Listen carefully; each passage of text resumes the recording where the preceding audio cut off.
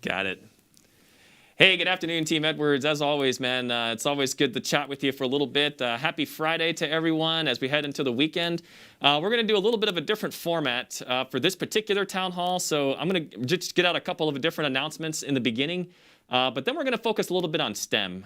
We've got some special guests that have joined us, even beyond like our normal crowd that have watched us here. So we have a whole bunch of small kids and children that are interested in science, technology, engineering, and mathematics.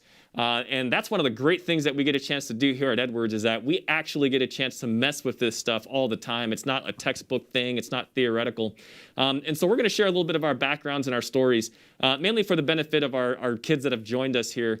And thanks to our STEM STEM coordinator, Miss Elita Van Hoy, for setting this all up. So we'll start in the beginning here with just some announcements to go out for the base population, and then we'll get into the STEM portion of it. So big picture, as of yet, we still do not have implementation guidance with respect to civilian COVID vaccine guidance. What we have is the actual date, so none of the dates have changed. That's still exactly the same. So 22 November is what we're looking at for the civilian side, 2 November for the active duty side, and then 2 December for the Guard and Reserve, total force portion of our Air Force component. So none of those things have changed. Active duty stuff, we're well along the way on that, no issues there. But we're still awaiting the implementation guidance, so I don't have anything new to share for our viewers that are asking things about how to proceed along a religious accommodation or a medical exemption for our civilians. So the moment we have that, we will absolutely be the first ones to share. We appreciate everyone's patience. You can appreciate this is larger than just Edwards, larger than just AFMC, larger than just the Air Force. I mean, there's lots of things at play here. So stand by for more. As always, we still have our vaccine clinic up on the hillside for those that want to get the vaccines. You can walk straight into there and get it. No need for an appointment. And so we're very grateful to have that option available for people here along the way there. Anything else to add on that one there, Chief? No, sir, you hit it. Okay, great. The other aspect of it, too, is this is mainly for our base residents. So we do every year a survey, and it's mainly directed at the people that live in base housing. And I know you get pummeled with lots of surveys in the U.S. Air Force. This particular one, I think, though, is very, very special because this is a chance for us at Edwards to be able to reinvest in our own community here at Edwards. So in about the next week or so it's not live yet, so I'm just giving you the warning that it's coming your way. But in the next week or so, at the end of next week, we should have the surveys. The surveys are all specific to just the people that live in base housing. The link to be able to click to take that survey is specific just to you. So it's one household. So it's not like you can share that same link because it won't work for everyone else. It's a link specifically just for your household. And so here's the good news. We, with Corvius, there's roughly about $12 million that we reinvest into our community to make the community better. And the last thing I want to do is I don't want to take $12 million and I don't want to invest that in the thing that really doesn't matter for people. So as the Vice Wing, I read every single one of those surveys, all the results that come in, and then we sit down and have a really good chat with our partners over at Corvius about what we can do to take advantage of some good opportunities that are coming up, what are the things that we can go fix. But that only works if I know kind of what's going on in your lives. So we have a lot of things set up with the resident advisor councils that are all within the neighborhoods. So if you don't feel comfortable telling that to me directly and you don't want to put it into a survey, you can always kind of explain that to your resident advisory council. They're all there. It's wonderful. Every single neighborhood has one, including Fam Camp nowadays. But at the end of the day, what we're really interested in is how can we make our own community better for ourselves? And there have been a number of different things that we got this year, including things like pools, for instance, to have those open here, that were inputs that were received from last year's survey.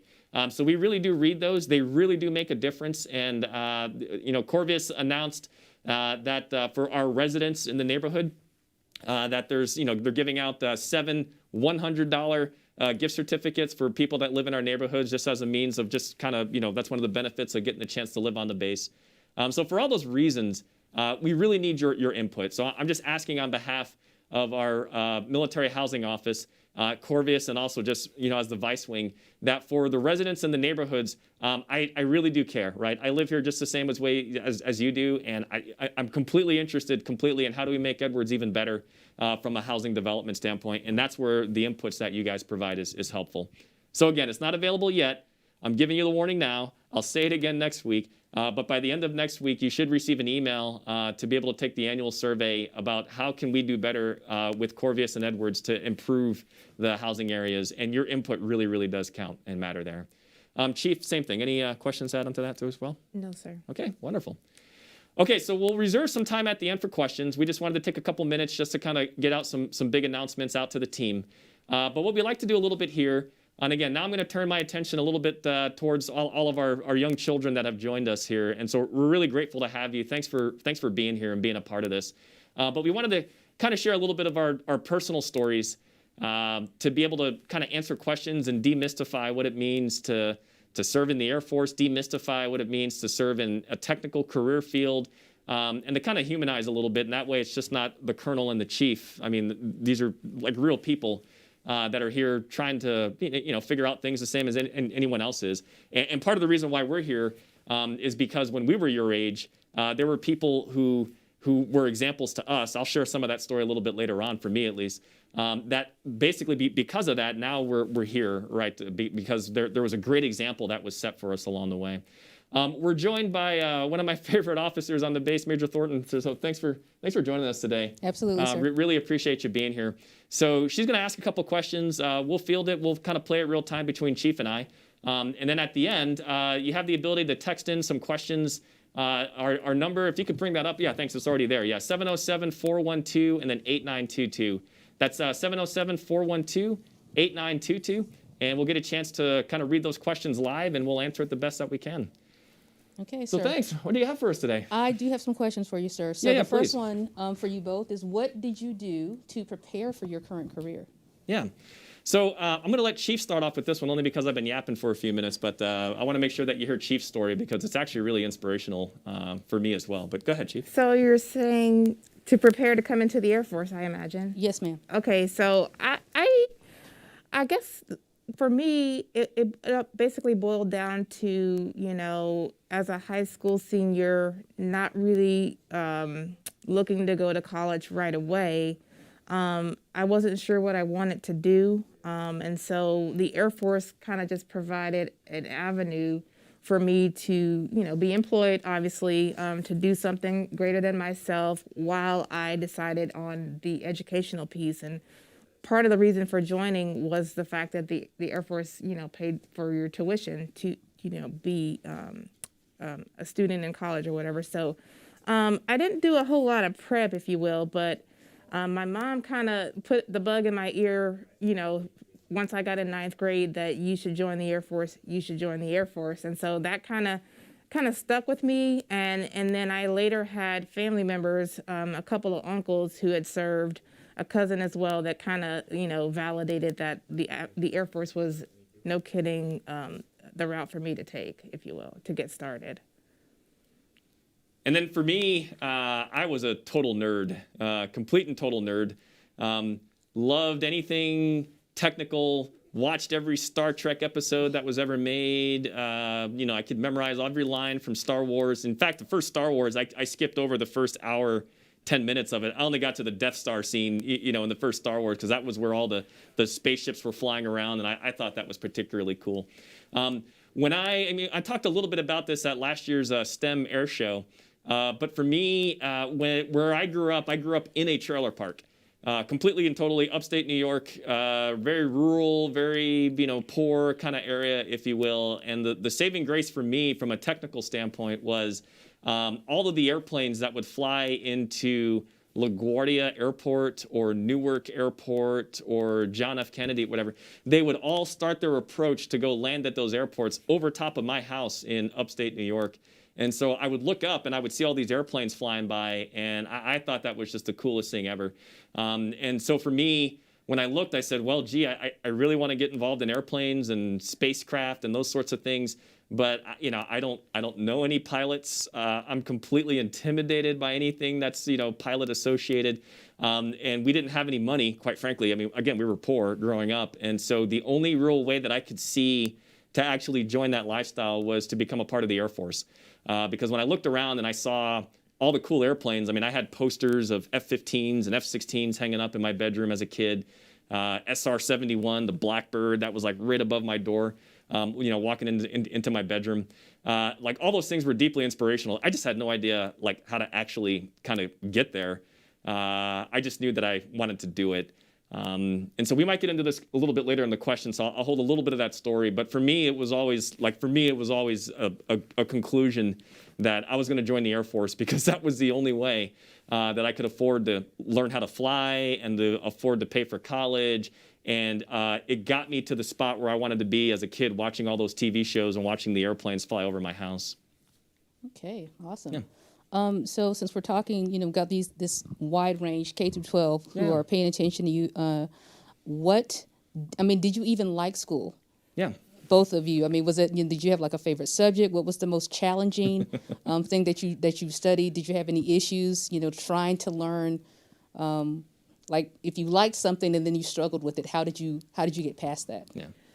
So I'll start. I absolutely loved school all throughout, all the way through my senior year. I enjoyed school. I loved to learn. I was always striving to get, good grades. And English was actually my favorite subject. I enjoyed Spanish as well, but English was kind of my thing. I enjoy writing. I like journaling. So, I enjoyed school.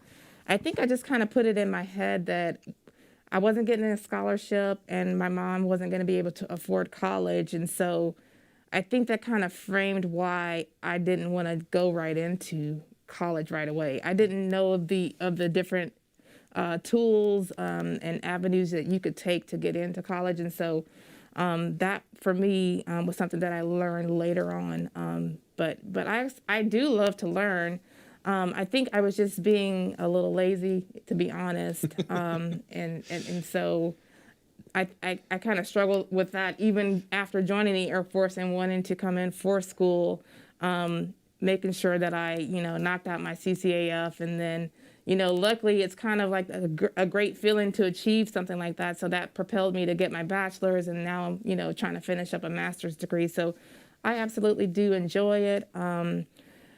I know a lot of people don't, and then they still push through it, and so it can be challenging. And I won't say that I'm so fired up about it, and I'm always energetic to write a 15-page paper. That is certainly not the case, especially with a day job, with kids, and just life happening while you're trying to do that. It takes a lot. It takes a toll on you. So it's definitely a challenge, but it's absolutely rewarding at the end of the day. So I'm glad that I'm able to get TA and do that. That's one of the major benefits for me being in the Air Force is to have that. So.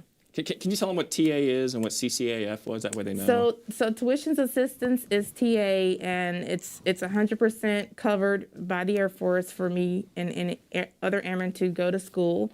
The Community College of the Air Force is how we get our associate's degrees, and they also have programs that allow you to, transition into your bachelor's programs as well. So, yes, sir. Yeah, totally get it, man. Thanks for sharing that. And, on my side, again, super nerd. But, for my first couple of years in school, going through elementary school, I wasn't really good. I mean, I was terrible at it. For all the teachers that are joining us and watching this, so I'm here now because my 4th grade teacher, Miss Patterson, took an interest just to make sure, because she saw potential, even if the grades didn't quite match. She saw potential and made it a point to really kind of encourage me and to help me out. And then things were dramatically different right after 4th grade for me, going into 5th grade, 6th grade, and beyond. But it was mainly because Miss Patterson, which even now, so many years removed from that, I still remember her name. Because she was the one that really kind of took an interest and tried to make learning fun and interesting and engaging all the way through. So I eventually started liking school coming out of elementary school, but initially not so much, right? Just trying to figure out. I couldn't spell for anything. I got an F in first grade in spelling. I still remember that because, just how much that makes an impression on you. I never liked taking that report card home to mom to show her what happened there. But that was a little bit of kind of my story coming up. So one, teachers are awesome and spectacular and can make a huge difference in people's lives. I'm living proof of that going through. And then for all the other kids, kind of what I've learned is, so you never, ever, ever lose by learning something, ever, right? I mean, there are many other things you can mess up in life, but learning something, there's never been a time I've learned anything where I went, wow, that was a complete waste. I mean, it's always been useful, even if that might not be for many years from now. But there's always something I learned. I went, oh yeah, I remember that, and wow, I see how that works now, and it's always good. So I've learned to be continuously curious about everything that's around me because I find it all fascinating.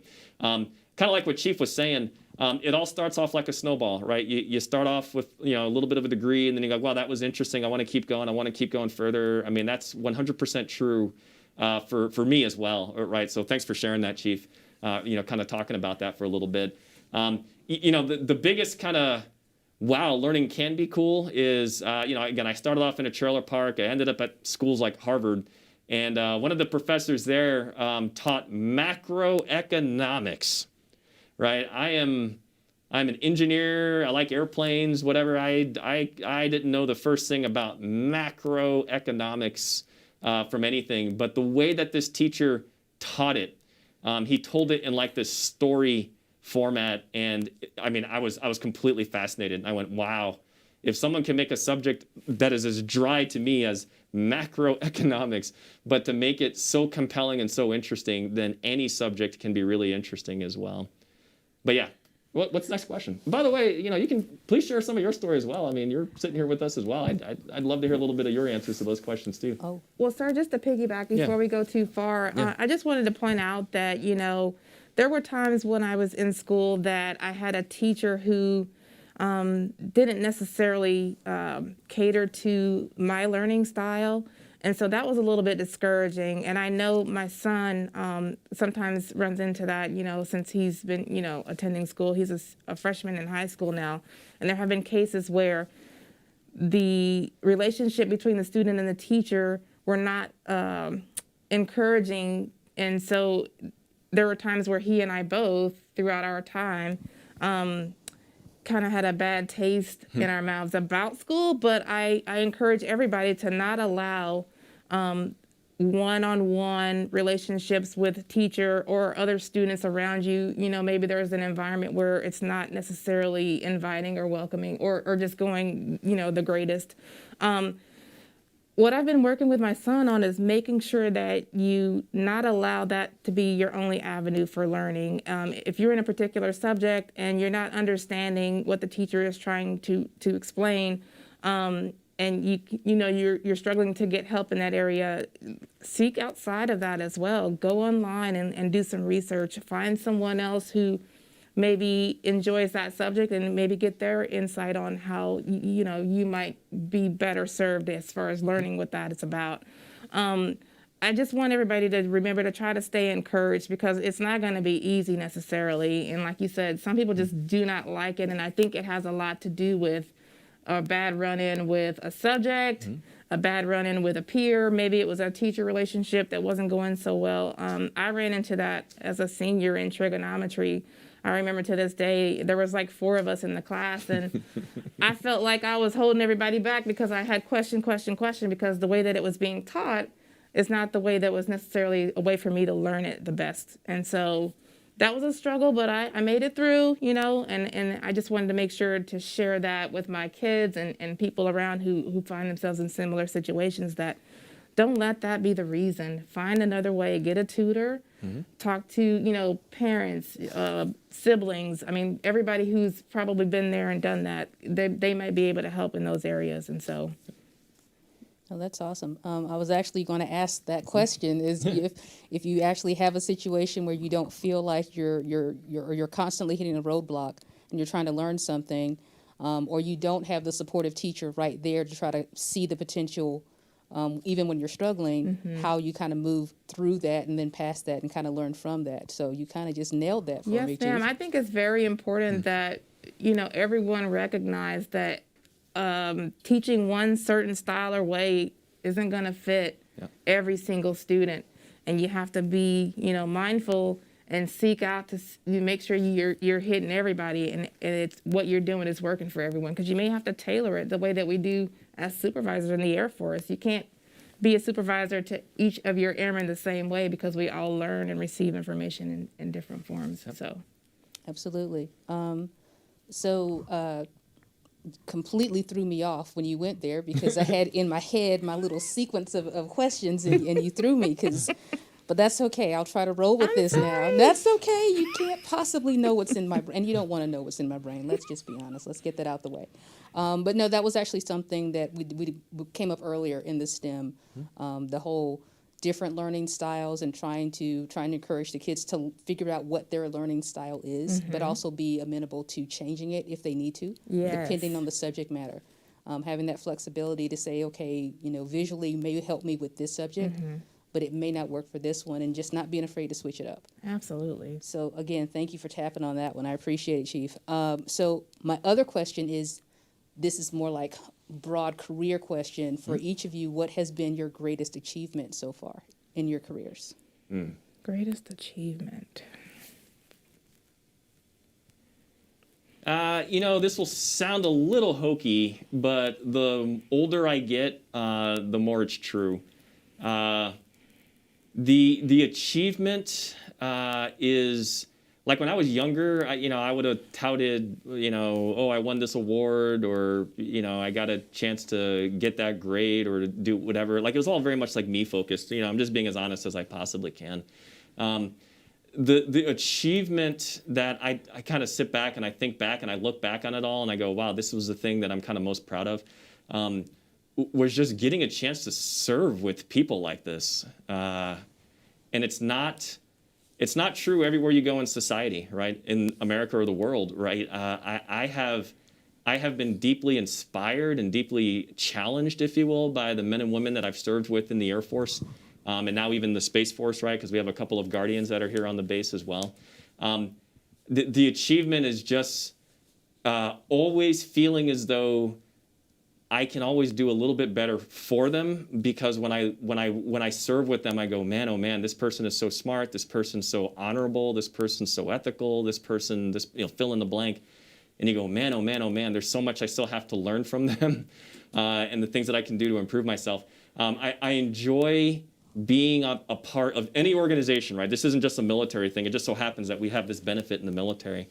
I enjoy being a part of an organization that is so well regarded in society that everyone looks, and when they see you in uniform, you get the, oh, thank you for your service, or what was it like, or whatever. I mean, I can't think of any other profession in America, at least, where it's still held in that high regard.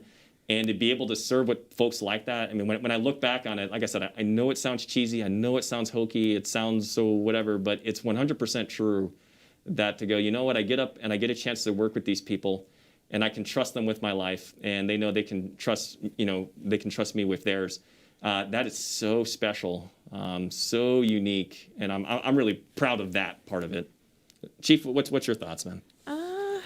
So if the first thing that comes to mind is, you get to a certain point in your career, at least on the enlisted side, where you transition from looking out for yourself to looking out for others. And I think that the most rewarding part, or the biggest achievement, is when you're doing your best to mentor and bring folks up and along the way. And you have one of those airmen that you didn't even know you reached, reach out to you. Yep. Yeah.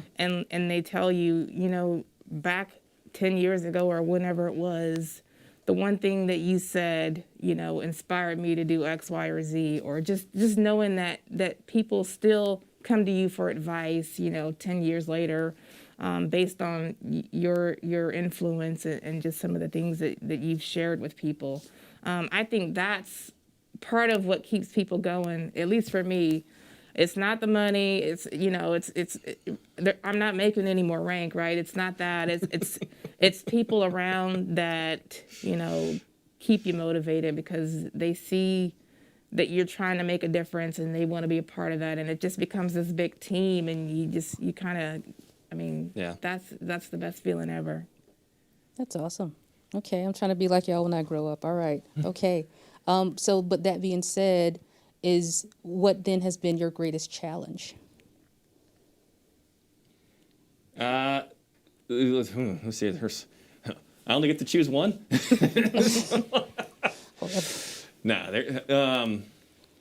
So kids, this is probably one of my best advice lessons for you, is every single person, every single one, we all struggle with self-doubt, wondering if you're doing the right thing, wondering if you're good enough, wondering especially if you get into positions and you go, gee, everyone's going to think I'm an imposter, that I'm sitting there. I remember, so, you know, back to high school, right, and coming up, and people that inspired me.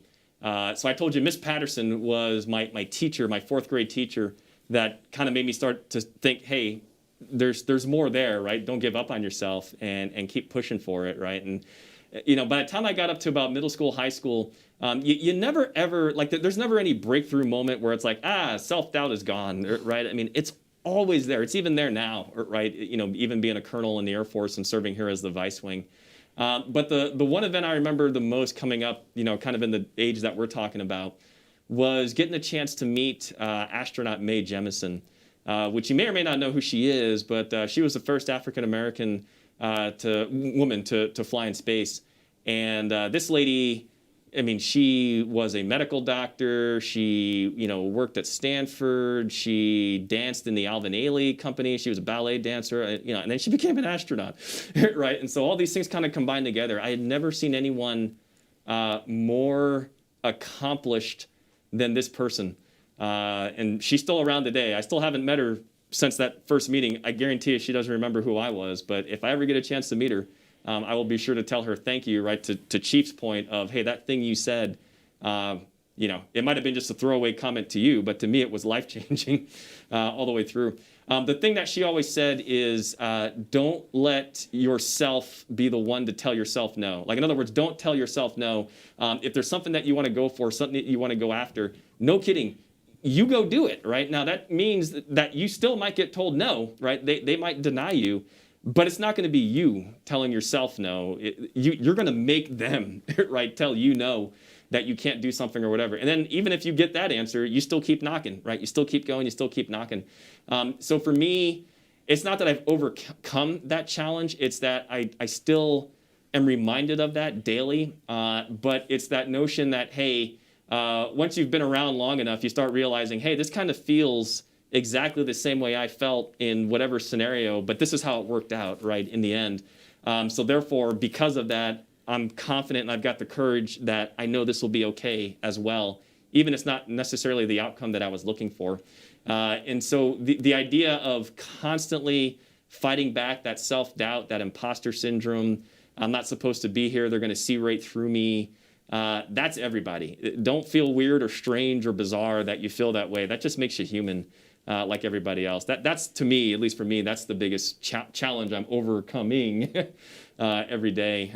Chief, what's your thoughts on that? I can definitely relate to what you're saying, sir, about the imposter syndrome. I talk a lot, you know, over the years about how each rank that I made, I'm like, oh goodness, what have I done? You know, like master for sure, senior, and then chief. Even coming here, I put unrealistic expectations on myself in the position.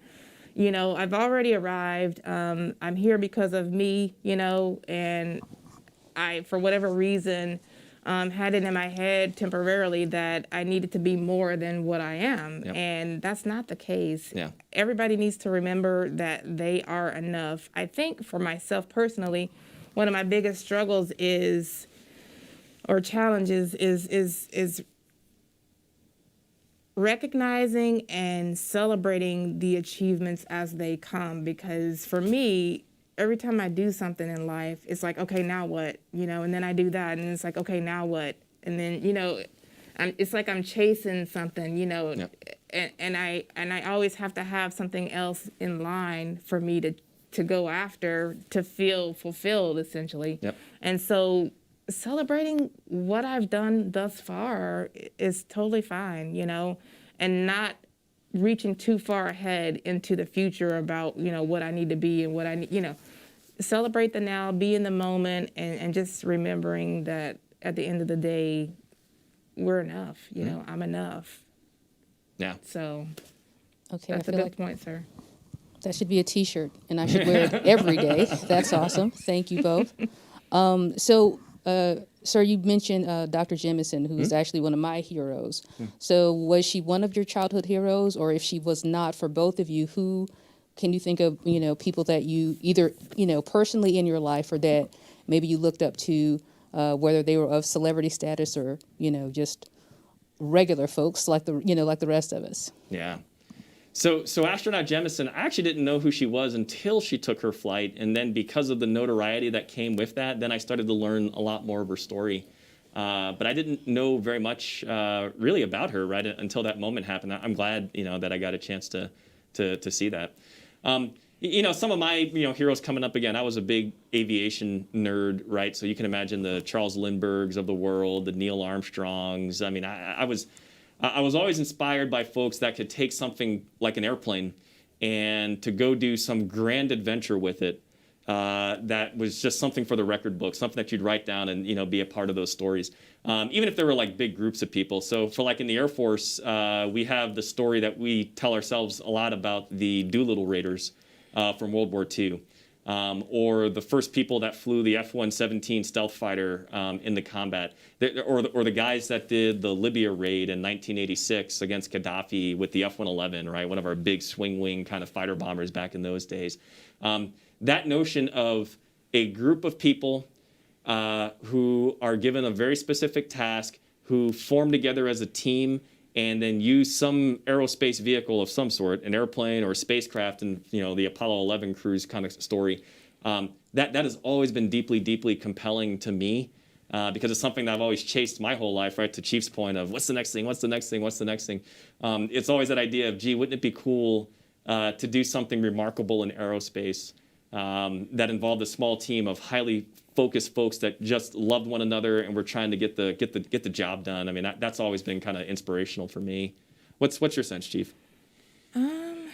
So I don't recall there being very many celebrities throughout my childhood that I was like, ooh, with the exception of some of the earlier track stars like the FloJos, Jackie Joyner Kersey's. You know, I ran track in school, and so as I look on Facebook and see some of my classmates, you know, I'm often reminded that, man, we used to run together and that was our thing. And, you know, so, you know, looking at how fast those celebrities were back in the day really kind of is the first thing that comes to mind. But as far as like later after that, I always reflect back to my mom and my grandmother, you know, who were single throughout the majority of my life, and how they were independent and worked extremely hard to make sure that everyone was taken care of, food on the table, and those sorts of things. You know, we didn't have a lot of money,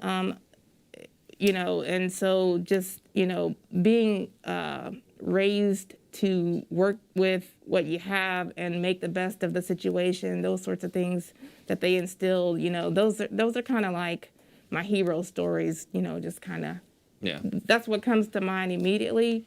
I'm pretty sure if I thought about it long enough, I could think of, you know, some other folks that more people would know. But right now, those are my favorite heroes. Okay. You know, and the other thing to kind of bring up to Chief's point as well is that we are such a celebrity-focused culture. Having met a couple now over my years, they're just people, right? They have the same issues and the same challenges that the rest of us have. They just have the benefit, or actually curse in some cases, of being famous because of it. So I've learned that you know, don't get totally completely obsessed about like one individual or whatever, because they're just like you. They're people, right? Same stuff that people that we go through, that, you know, they go through as well. So it's really more inspired by those moments in their lives, right, where they overcame their own doubts and had the courage to go do something that was scary and intimidating to them, where you go, okay, I can respect that, right? I can look at that and go, there's lessons learned for my life as well by watching how this person encountered something that was completely terrifying to them, but still used that, right? Rather than to be intimidated by it, they used it to take them to the next level. Relatable moments. Yep. Oh, completely. Yep. Awesome. So I just lost it. Hold on. Let me get it. Let me get it. Oh, yes. All right. So in your current careers, as you've gone and I don't know, you kind of talked about your growth, your evolution, overcoming your own self-doubts and I guess maybe even perceptions of other people's perceptions of who you are and what you can do. Yeah. What has been the most surprising thing that you've learned as you've gone through this journey, either about yourself, what you're capable of, or just in general, whatever you want to share? So for me, and this is true of everyone has this, you just may not realize it. You've got more horsepower than what you think you have. There have been so many times where I've looked and said, wow, how's that ever going to happen? How are we ever going to get there as a team? How am I going to do it? Whatever. And just the thought of that thing can be paralyzing. Sometimes something out in the future that you need to go do. And then when you find that when you're actually in it, you've got more there than what you thought you did. So athletes know this, right?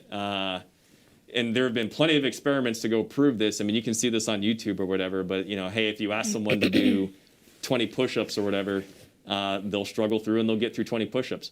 But if you ask them to do 25, they'll do 25, right? And the only reason they did 20 is because that's what you told them was the limit. And so in their mind, they think, 20, and I get to 20 and then I stop.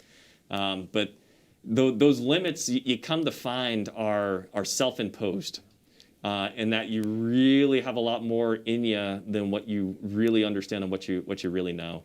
I remember going to F-15 school, when I was getting qualified to be a fighter pilot, and man, oh man, of any flying training course I've ever been to over the course of my life, learning how to be an F-15 pilot was incredibly difficult for me and incredibly challenging. In the Air Force, we have a thing where if you don't do well on a ride, they call it you bust a ride. And I busted a lot of rides going through F-15 training. But what I found is as hurtful and as painful as that was to try to learn those lessons the hard way, you show up the next day and it's like, all right, let's get after it, right? And as scared as I was or whatever to walk out to the F-15 and wonder, gee, am I going to bust this ride? The moment I touched, they call it a step ladder. It's this ladder that they put so that you can climb into the cockpit. But the moment I touched that ladder, it was kind of game on, right? It's like, all right, here we go. We got to get it done. We're going to do it right. I'm going to focus and do the very best that I can. And you find that you didn't need, I didn't need courage to be able to get through the whole course. I just needed courage to go step up to that ladder that day. And step by step by step by step, I became an F-15 pilot. And now I look back on it and go, well, gee, I didn't know I could do that. At the time I felt like quitting on it and I didn't. And, the F-15 was but one of many different airplanes I got a chance to fly along the way. But it all began with that courage of just walking up to that ladder every day in a program that was just amazingly difficult for me to learn. Chief, what's your ideas and thoughts on that?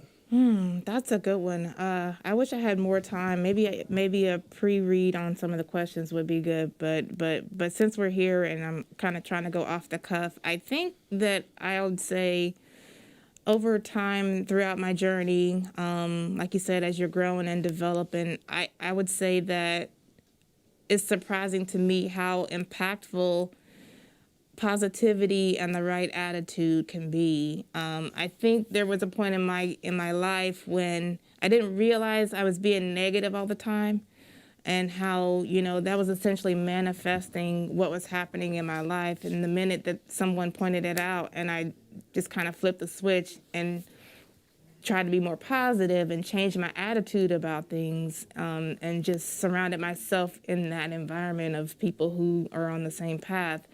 Man, the way that my life just kind of flipped, that's what's surprising to me, and that has had impact on my personal life, my professional life, and just, I mean, everything. And I try to spread that and share that because it's been that much of an impact. And so I want everybody to kind of experience that if they haven't. But yeah, I can't really think of anything else.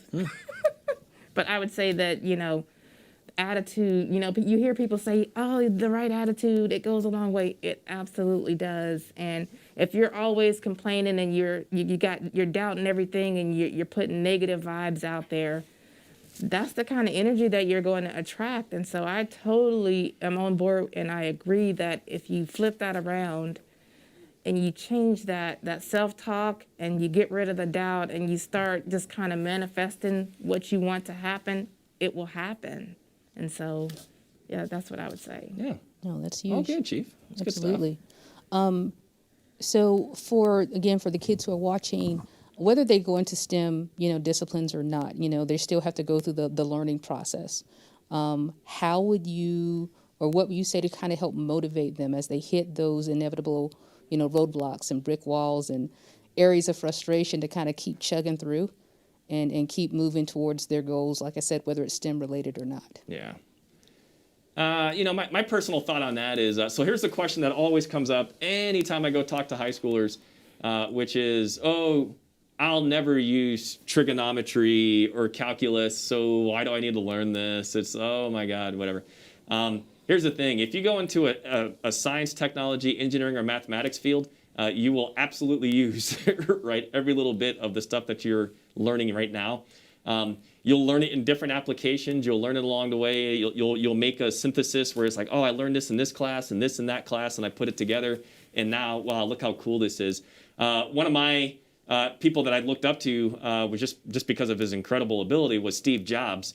And he talked a lot about a calligraphy class that he took that at the time he just took it, wasn't really sure what it was all about. I mean, who studies calligraphy anymore? I mean, whatever. But that the study of calligraphy and understanding the beauty of different fonts became in Apple products now. When they first came out when we were younger, the Apple Macintosh computers, the thing that I always noticed about them is that they always look so beautiful, and that when you would type on them, that the font that would show up on the screen looked a lot different than the Microsoft stuff I was looking at, which was just the green kind of characters, whatever.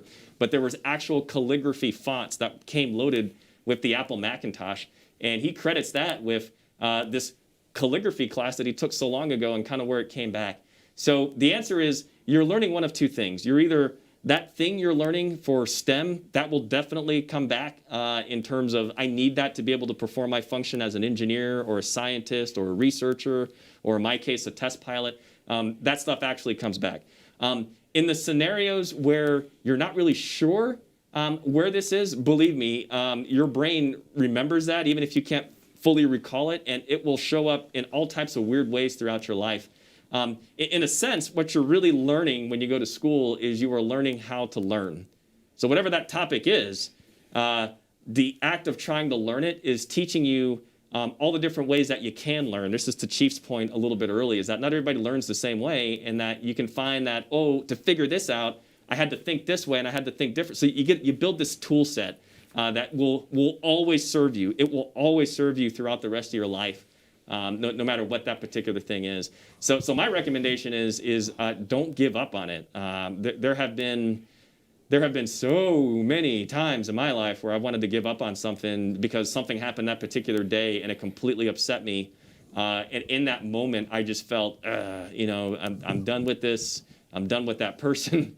Right? I don't want to do this anymore. You only have so many heartbeats in your life. I don't want to spend them kind of stuck in this situation. This stinks. But in all scenarios where I've pushed through, there's always been something better on the other side of that. It's the old adage that nothing worth having was ever achieved easily, and that's 100% true in my case. But Chief, what's your thoughts on that? There's absolutely going to be hurdles, roadblocks, stumbling blocks, or whatever you want to call them. I would say don't go through your journey expecting not to fail. Go ahead and accept that you're going to fail throughout, and it's okay. that's how you get to success, is through failure. I mean, look how many strikes at the light bulb it took, right?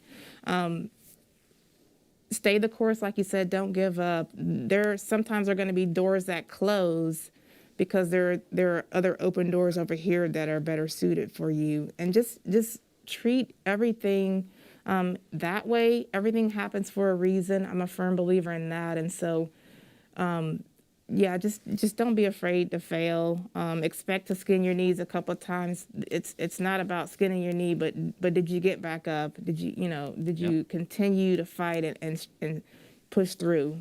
That at the end of the day, I think perseverance is what's really key in that. And so, yeah, I won't beat a dead horse. You kind of hit it already. Not giving up. Yeah, those are very good points, Chief. I mean, so I got a chance to go to MIT. It took me 17 years to get there, because the first times I tried it, the Air Force wouldn't release me. Timing wasn't going to work out. Et cetera, et cetera. And after 17 years of that, I finally got a chance to go to MIT. It took me 10 years to get to the F-22 Raptor. I thought I was going to do that back in like 2005, 2006. A lot of things didn't work out. It was disappointing and deeply frustrating at the time. And then years later, I got to command the squadron of F-22s that I tried to join back in 2005.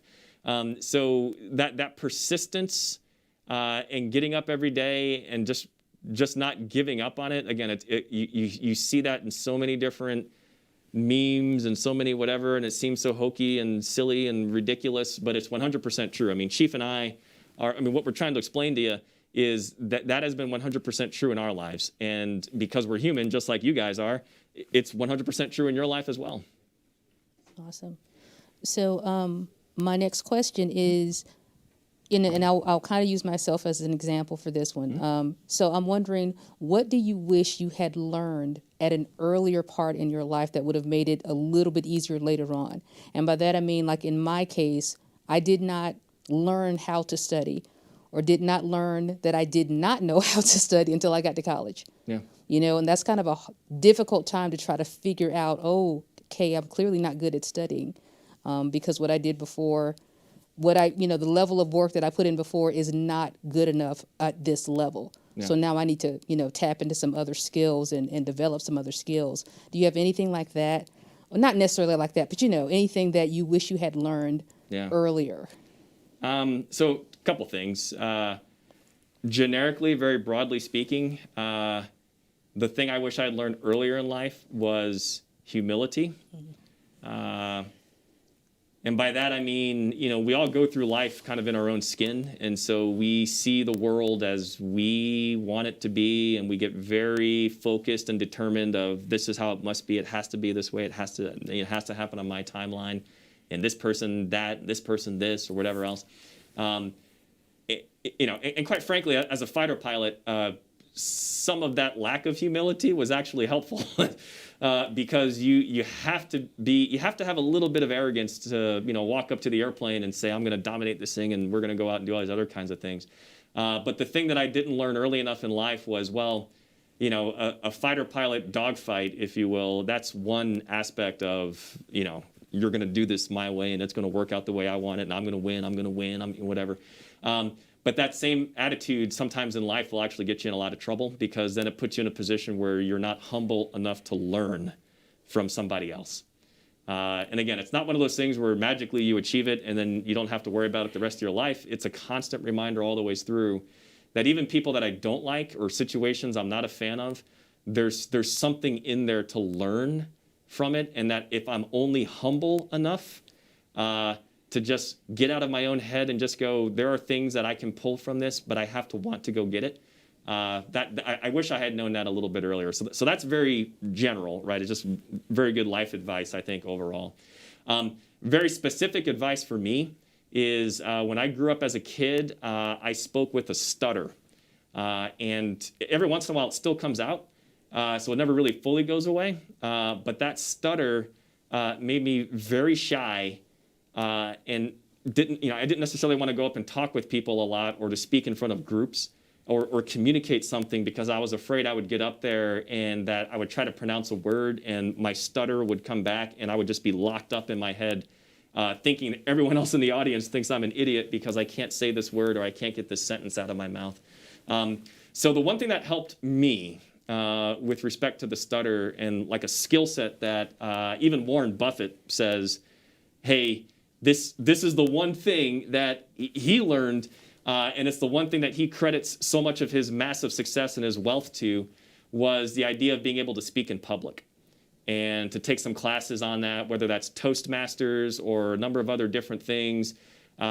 We've all had that, right, in class where I kind of remember this as a kid. You know, they'd pass the book around and you had to read a paragraph in there, and you know, I was just locked up nervous that I would read this paragraph and I'd get stuck in this stutter and I couldn't get out of it. And that generated this fear of being able to speak and to relate to people publicly just by talking. And that stayed with me for 25 years, 30 years, to be able to kind of work through that.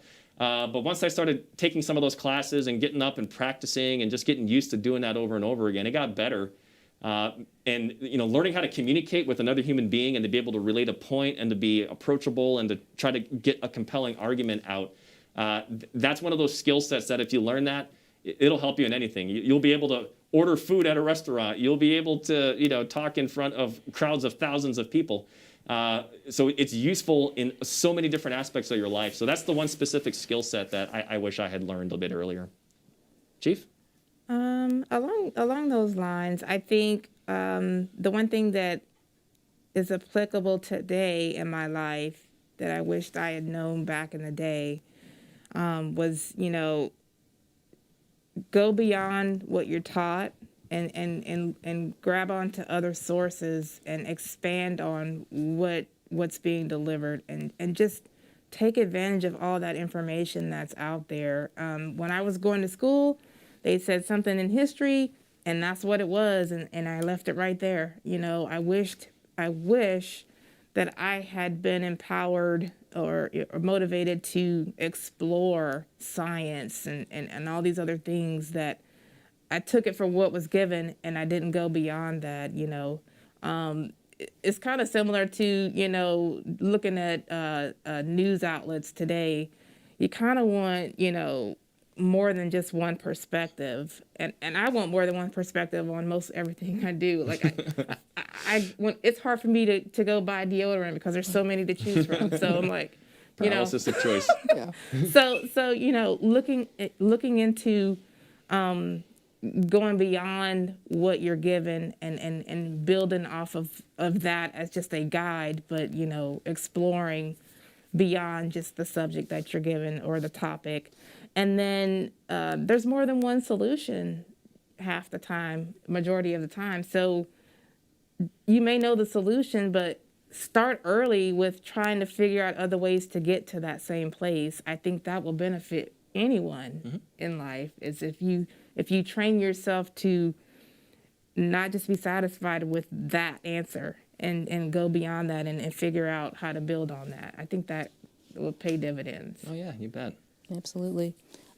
So again, this is me jumping all over. So now into your careers, has there been maybe not even a single individual, but at some point or throughout your careers, mentorship, those who've kind of helped, really made an impact on you and kind of guided you, and if you could kind of go into how they basically impacted your life? Yeah, so many different kind of folks to choose from. I would say from a leadership / flying standpoint, you know, one of the folks that I still look up to was my first squadron commander that I had as a young fighter pilot in Alaska, a man named Ken Wilsbach, who's now 4-star general and commands out at Pacific Air Forces out in Hawaii. I was inspired by the man mainly because he just seemed like that total package of, he was the best pilot in the squadron. He was deeply empathetic and cared about his people. He could be a taskmaster when needed, like, because he knew, almost like a coach, right? Like, he knew that there was more in you, and he would constantly kind of beat that out of you, and then suddenly you look back and realize, wow, I really could run that fast, or I could do this or do that. He was he was one of those types of folks where I just went, man, I was so fortunate to be assigned to that squadron because that was exactly the type of person that I needed to meet at that point in my life. You know, you're always kind of in this mode of looking for people to look up to and to always kind of, you know, try to go towards and to go challenge at from there. I greatly appreciated, you know, his leadership. Another leader that I looked up to that I met in my career and spent a lot of time with was a guy that used to run our test pilot school, and we call him the commandant of the test pilot school. But he's called Dr. K in our community. George Kaitlin, who now also lives out in Hawaii and runs one of our big organizations that looks to acquire different technologies and cool things like that. Deeply, like the thing I learned from him the most was in the midst of amazing amounts of chaos, which it seemed like every day there was always some crisis that was going on. Dr. K was one of those types of guys who was completely calm in the middle of the storm. And he was like that drink of cold water on a hot day that just kind of refreshed and cooled you and just brought back some sense to the day. And I was amazed. I mean, I saw some pretty big things get lobbed his way, and he was unperturbed. We're going to figure it out, and we did, right? And we always did. And he was always what I would call like an ambassador of the aloha spirit because he was native Pacific Islander himself. And so he just carried that aura around him of, I'm going to show a lot of love and, you know, support and respect for everyone that's around me. So he was a statesman, right? He was a gentleman, a statesman, a leader, right? All those types of things wrapped up. So, you know, from a leadership standpoint, you know, I was really fortunate to kind of have, right? So how terrible would it be that if folks like that took the extra effort with me, and then when someone came to me and asked for my help, I kind of went, scram, kid, you bother me, or I'm too busy, you know. It would be a great disservice to the things that were given to me to then not turn around and give that to somebody else. And so always remember that too, coming up in life, is that you can do that for other folks as well. Chief, what's your sense? Oh man, there's so many. From, you know, back when I was in Korea back in 2000, and I had someone take me under their wing and kind of show me the ropes on, you know, what it would take to get promoted and just the way that the system worked and those sorts of things. Eglin, you know, when I got there were so many mentors there that showed me through example what a senior NCO looked like and what an officer in charge looked like, and you know, just awesome role models. I have similar story my time at Ramstein, where senior NCOs, you know, make sure that they were instilling in me what I needed to be the chief I am today, I guess. And then, you know, mentorship comes in all ranks. I have staff sergeants and civilians who give me those same nuggets and you know, who I can relate to, who have similar interests and who have been through adversity and show me what strength is and what courage looks like. And I mean, I have so many. I don't want to name any names because I would leave out someone. Mentorship and seeking that out is vital for anyone's journey. Doesn't matter what rank, civilian, doesn't matter. Having mentors to lean on and bounce things off of, I think that's part of that family thing that I was talking about that keeps people motivated to stay in, is because you have someone, you know, you have someone you can go to no matter what the scenario looks like. And first sergeants to, you know, instructors, I mean, it doesn't even matter. You have so much that you can reach out, you know, so many people that you can reach out to for advice, and You bet. It's an amazing thing. Oh, awesome. So we got time for maybe one last question from the text messaging or anything else that you're getting? Sir, I do have one more related to the actual town hall. Mm-hmm. So this one is wondering if retired will be allowed to join the Fall Fest with their families. Okay. So this is for Friday, right? This is the 29th of October. So Good question. That day normally falls on the day in which we don't have retirees on the base, so it's not a Wednesday or Saturday or Sunday. So tell you what, let me go take a look at that one and kind of see where we're at with it. As it stands right now, it's on a Friday, but so that kind of prevents it right now. But let me go take a look at it. For Saturday though, Saturday the 30th of October, that's the day on the base that we're going to do Halloween events. And that's always a big deal, here at Edwards. Really fun place, very safe place to bring folks around. It's going to be a good time for that. That part you can absolutely come out and be a part of if you're not able to join us for Fall Fest. But the Saturday is always open for base population right now. But as it stands right now, unfortunately, the Friday, the 29th, is the Friday, and so we don't have a dispensation or a waiver to allow for that. Okay. That's all I got, sir. All right, awesome. So, hey, mainly for the classes that have joined us today, we just wanted to say thanks. Truly and honestly, thanks. It's really cool that you've taken kind of a moment or two to join us from your classrooms and to kind of throw in some of these questions and ask us this. If you're seeing probably any big overarching message, I think for Chief and I is this, right? I'm a colonel in the U.S. Air Force. From an officer standpoint, that's a pretty high rank. Chief is what we call a command chief. So not only is she a chief, but she is a command chief, which is a special strata of being a chief. That is that is, to her point, she's out of rank. She doesn't have any more rank to get to because she's achieved it all. And in both cases, I think what you're seeing is probably one overarching theme is that one, we're people. Two, all the same things that you're going through in your life, at this stage, same stuff that we went through or are going through, and so there's nothing that makes us special or different or unique along the way. Three, that people along our life, right? So long as we didn't give up on ourselves, there were people who were around us that saw that in us and then didn't give up on us, and provided, opened up that door, helped out, provided that mentorship, that encouragement along the way, that really made a difference in our lives. And four, that now that we're kind of in these positions that we feel as though, you're seeing a lot of vulnerability, kind of displayed on camera for the world to see here. And that's not really for our benefit, it's for everyone that's watching, which is that, hey, we're trying to set an example to go, it's okay, right?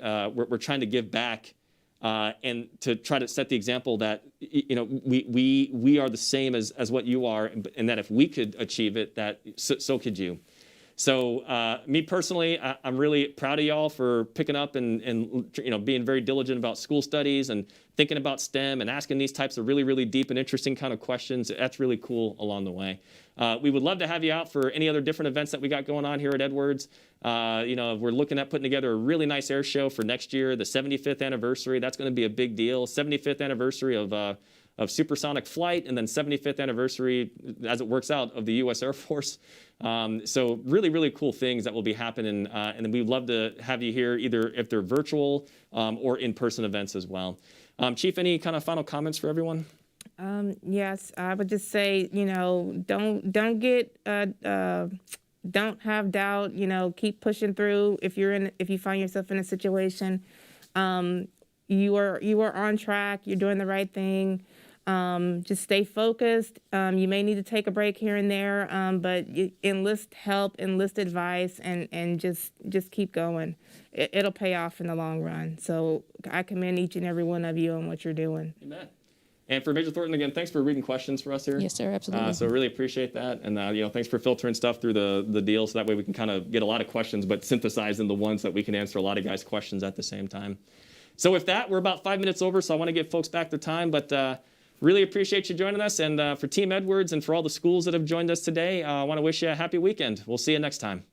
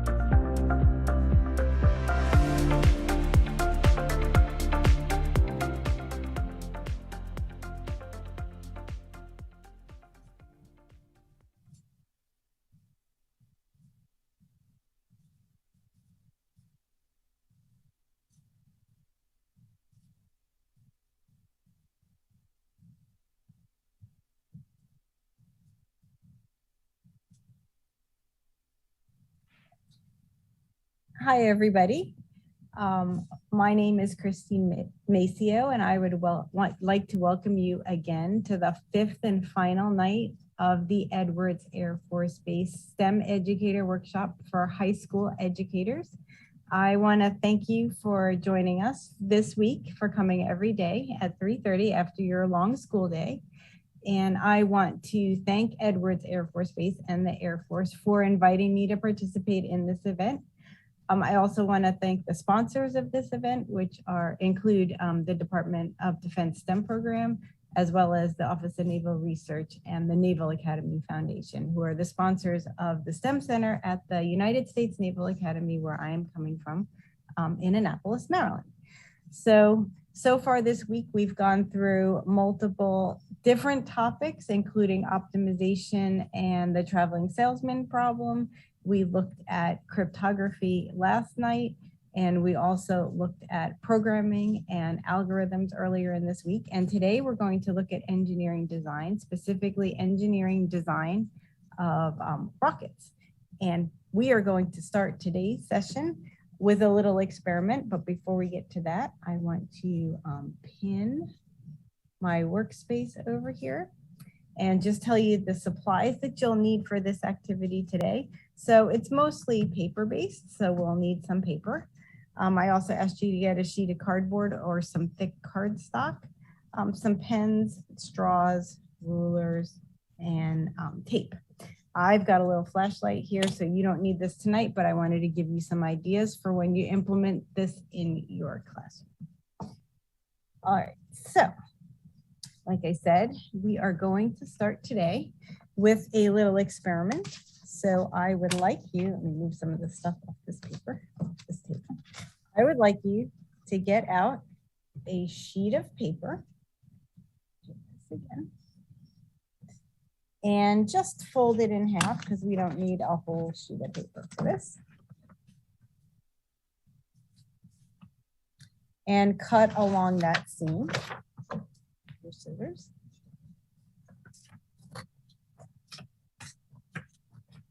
Doesn't have to be straight.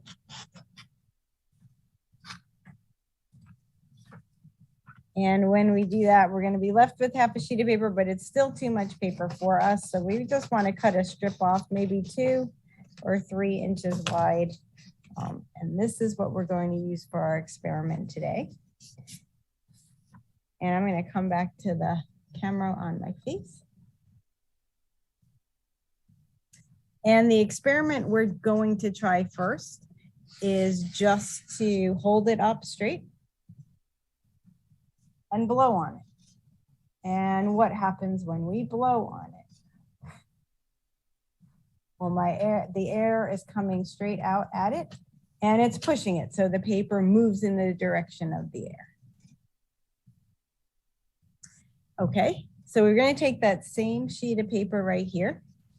And we're going to do the same experiment, but we're going to hold it horizontally this time. So we'll hold it horizontally in front of us. Yes, it'll droop a little bit, but we're still keeping it horizontal. You just want to put it under your lips like this. And we're going to make a hypothesis. So we're going to do the same thing. We're going to blow at the paper, blow over the paper, and we're going to make a hypothesis as to which way this paper is going to move when we do that. Is it going to move down? Is it going to just sit there, or is it going to move up? So I'll give you just a few seconds. Maybe somebody wants to type a hypothesis into the chat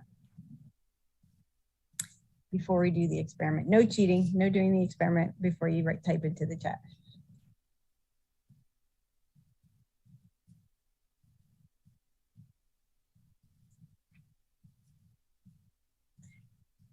Not move it at all. All right, let's see. That's the hypothesis we got.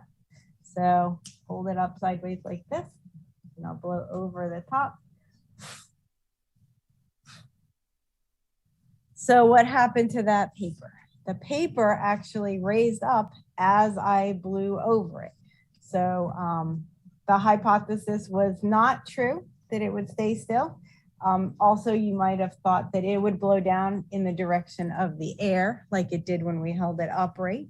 But that also did not happen. So what's going on here? Well, this can all be explained with the scientific principle called Bernoulli's principle. I'm going to put the formula down on this sheet here. Hold on. Formula down here. This is Bernoulli's principle. And what it says, there's a lot of letters in here.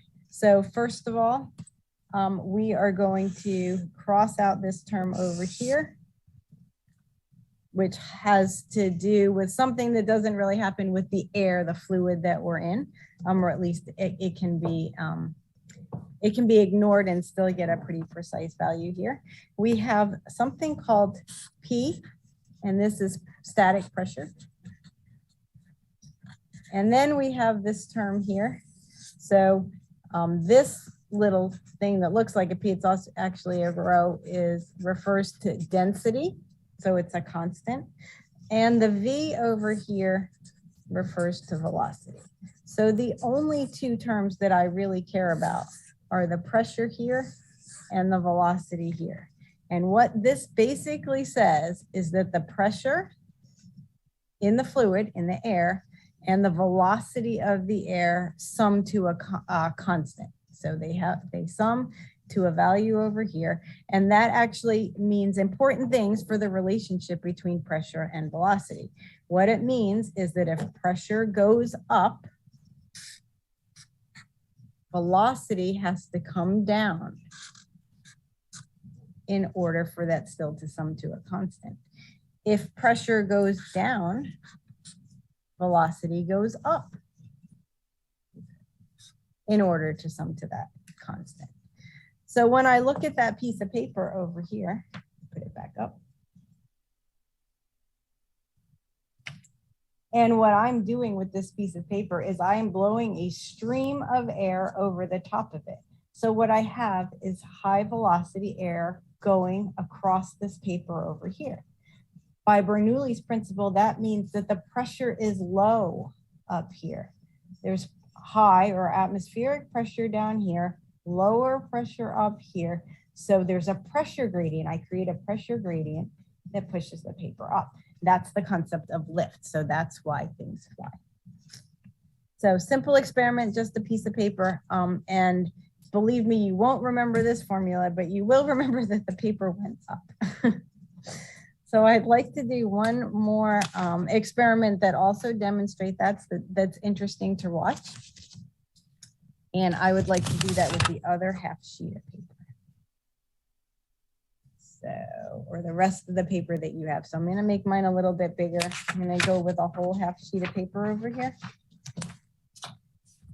so that we can see and just give you another idea of how to demonstrate or explain Bernoulli's theorem. So this is half a piece of paper again, and I'm going to fold it in half one more time. And I'm just going to put some little feet on it. So just give it a little stand. So what I want to do with this is make a tent. And my tent will stand up better if it's got feet. So you're looking down on the top of the tent. And I want to do a similar type experiment where I put a stream of fast moving air. But this time what I want to do is I'm going to put a stream of fast moving air into the tent. So this is an interesting experiment because when I put that stream of fast moving air into the tent through here, which I'm going to do actually with a straw, if I have the angle of this tent so that the sides are fairly close together, I'm going to create that pressure gradient again because I'm going to have the high velocity air going in here, which creates lower pressure. And then let's see what happens to this tent as I do that. So did you see the sides come together? So I had a really small angle inside my tent. I put a fast moving stream of air into it and the sides come together. That's because the low pressures on the inside, the high pressure's out here and it smushes it together. So same experiment, different angle of the tent. Still going to blow fast moving air in here. And now let's see what happens this time. Flattened out. So same principle, same idea, fast moving air inside, low pressure inside. This time the high pressure is still outside the tent, but it's up here. So pushed it down. So two different ways of looking at Bernoulli's principle. It's a difficult high-level principle to teach, and it's hard to understand, but if you put it in your hands with a piece of paper, then it makes it much more real. And again, that's the principle of lift, and it's why things fly. All right, so that was one concept I wanted to go over tonight. We're going to need that for our engineering design project. So before we go any further, I do want to go over the engineering design process.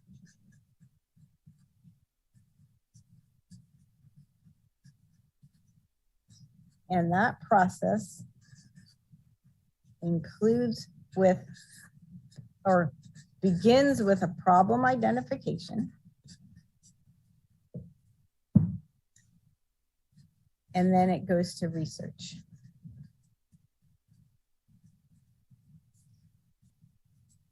So I'm giving you some basic concepts for research for an engineering design problem that I'm going to ask you to solve later today. So once we start the research, then we're going to start designing, building, testing, and reviewing. I haven't told you the actual project we're going to work on today, but this is where we are right now. All right, so the second concept I wanted to talk about today is the center of gravity, or the center of mass. And the center of gravity, or the center of mass, is basically the point on an object where that mass is concentrated. So the average location of the distribution of the mass throughout an object. It's a geometric property of the object, whether it's a regular shape or whether it's in irregular shape, whether it's uniformly distributed or not uniformly distributed. And what I really wanted to go over was a simple mechanical way to determine the center of gravity of any object that's rigid. And so what we want to do is get out the straw that I asked you to bring today. So we are going to investigate the idea of center of gravity with a fairly uniform shape, but one that's easy to analyze, because I don't want to spend a lot of time on it with a more complicated shape today. All right, so to find the center of gravity, all you do is pick up that object and try to balance it. So the center of gravity can be found by the balance point. So this happens to be a very symmetrical and uniformly distributed object, so we'll be able to find it rather easily. But any object you can do this with, anything that you can kind of lean on something and just arrange it and set it up so that it does not fall. So just want it to balance on some kind of edge. I know my finger's a fairly big edge, but this kind of pinpoints the center of gravity right there. I'm going to actually mark that with a Sharpie.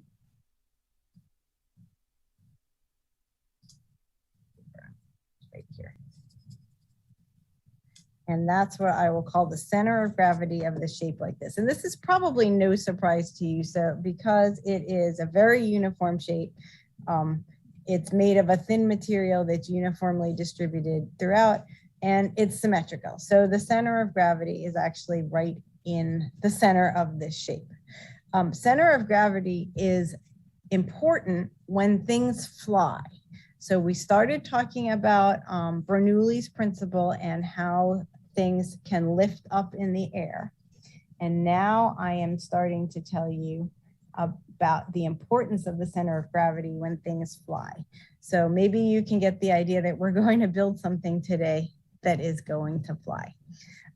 But anyway, center of gravity is important for the study of flight because the translational motion in flight, so the actual movement of an object in flight, can be completely described by the translational motion of that center of gravity. So that's actually where when we're describing a flight path. When something flies, it's actually free to rotate about its center of gravity and not affect the flight path. So if I were to push this forward, I could rotate it about that center of gravity and it's still going in the same exact direction. So we've got 3 different types of rotational motion that can happen around the center of gravity in something in flight. And those are called roll, pitch, and yaw. And so roll is a rolling about the longitudinal axis here. Pitch is a movement in and up and down. And then yaw is rotational this way. So anyway, all of those rotations do not affect the actual movement of the object in the air, but what it does affect is the stability of flight. So we're going to analyze that a little bit later today in our engineering design project. Any questions before I move on?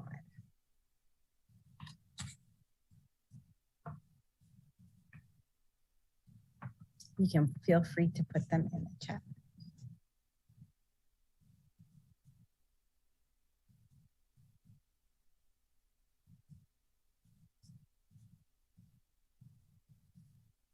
Anybody?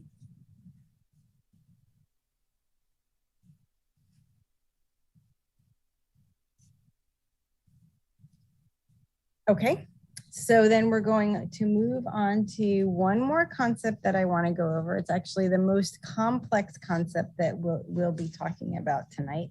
And it's something called the center of pressure. And the center of pressure is basically where the aerodynamic forces are concentrated on something that flies. So the aerodynamic forces are lift and drag. So we already saw how lift works, and that's the main one that we're going to concentrate on today. But just like the center of gravity or the center of mass is where the mass is concentrated, the center of pressure is where lift is concentrated. And so we're going to look at a simple mechanical way to figure out where that center of pressure is on an object that might be in flight. To pin my workspace again and ask you to get out.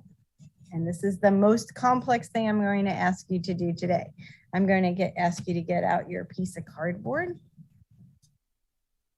the straw that we were looking at before for the center of mass, and then some kind of writing instrument and a pair of scissors.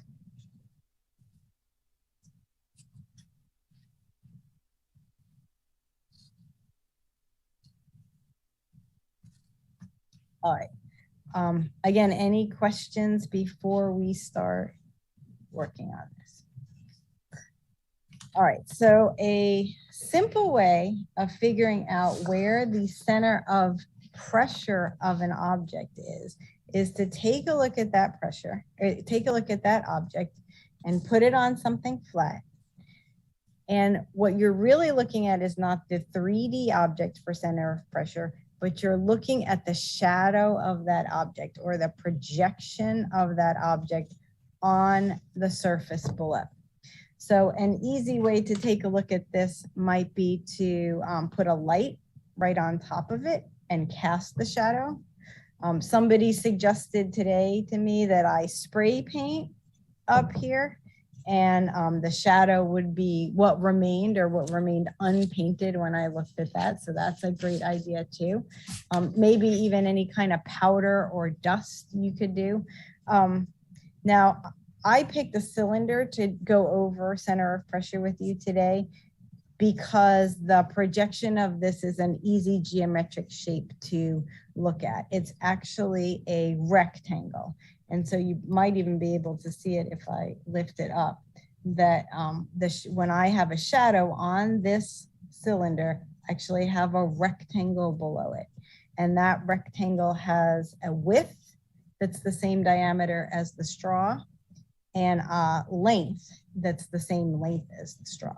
So we can sketch this easily without spray paint and also without a flashlight. But for a more complicated shape, then you can definitely do that. So I'm just going to put the straw on the cardboard here and take out my Sharpie. Oops, got my finger in the way, and draw. I can use the straw itself to help me draw these straight lines, and that would be the shadow of the straw, or the projection of the straw on the paper, on the cardboard. And I want it to be something rigid when I'm looking at center of pressure, because I have to do something with this after I'm done cutting it out. All right, so this is the shadow of the straw on the cardboard, and I'm going to cut it out.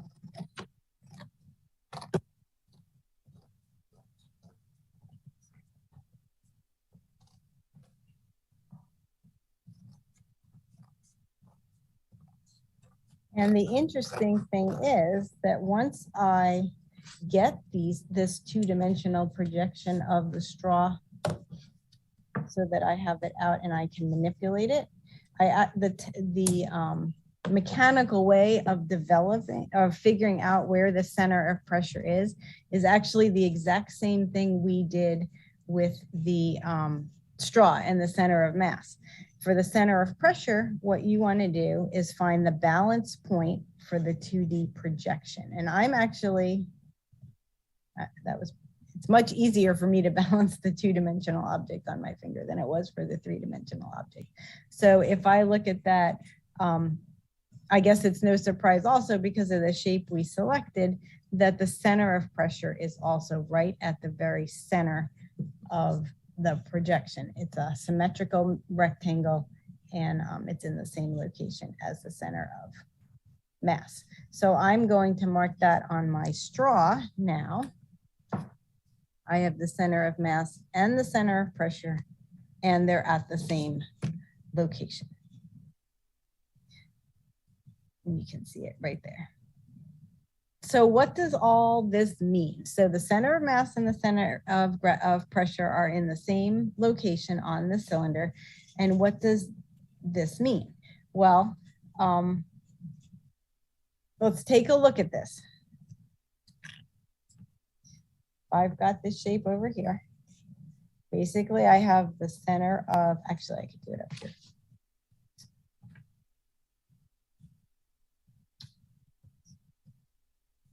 Okay, now I've got this rocket or straw right here. Just gave away what we're going to build. I've got the center of gravity right here. And I've got the center of pressure also right here. So they're in the same location. This is flying through the air. What happens if it runs into some kind of, it's free to rotate, first of all, about its center of mass, so it can rotate as it moves through the flight. Well, let's see what happens when this runs into something that affects its route in flight. So the air is rushing past it, it runs into something, and it just starts to tilt at an angle. So right now I have the center of pressure and the center of gravity acting at that same location. They're going to still act at that same location, and then it's going to sit at this angle. There's nothing to move it back so that it can be in stable flight. So if it hits something again and goes at a different angle, then it's going to fly like this. And there's nothing that's going to right it. There's no restoring force on it. So what this means is this cylinder is actually most happy when it's flying like this. And this is just about as unstable as flight can be. When the center of pressure and the center of gravity are aligned like this, this is called neutrally stable, but it is not aerodynamically stable in flight. These two things have to separate a little bit for there to be forces on it that can move the rocket as it flies and affect its stability. So what happens if the center of pressure, which is up here, is offset and is offset so that it moves in front of the center of gravity? So let's take a look at this again. This is flying through the air, and then there's a force again that throws it off kilter. So it makes it fly at an angle. So now I have the center of gravity that's acting here, the center of pressure that's acting here, and this thing is at an angle like this. So the way these forces are aligned, I've now created a moment. These unbalanced forces actually are creating a torque that will exacerbate that rotation and cause it to rotate even more. Even with a slight disturbance, the forces are forcing it to actually rotate more. So that would not be an ideal situation if I wanted something to fly through the air. So this was neutrally stable and didn't have any forces to correct. This one made it worse. Let's look at our third case, which is when the center of pressure moves behind the center of gravity. This time, if the rocket begins to rotate, I've got the center of pressure pulling this way and the center of gravity pulling this way, and I have a restoring force. So if I get off kilter and rotate a bit about that center of gravity, something's going to restore it down. So if you want this to fly stably, what you want is the center of pressure to be behind the center of gravity. All right, any questions about that? So I just did a lot of research for you on Bernoulli's principle of lift, center of gravity, and center of pressure. And what it is going to relate to is an engineering design project today to design a rocket that will fly in a stable manner. So does that mean it goes the farthest it can go? No, it means that while it's in flight, it continues to fly with stable flight, with a stable flight path. So we are going to take out another sheet of paper and we're going to start some rocket design. Any questions before we do that?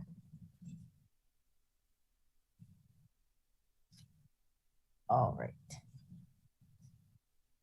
So what you need now is another half sheet of paper.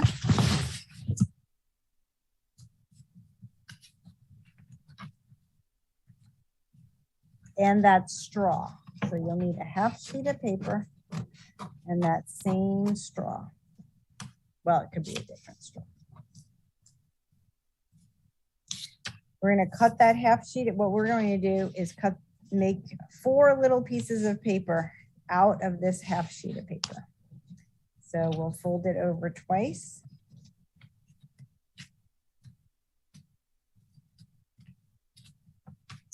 Which will give us 4 little folds. And then we will cut along those folds. And we're going to make the bodies of 4 different rockets.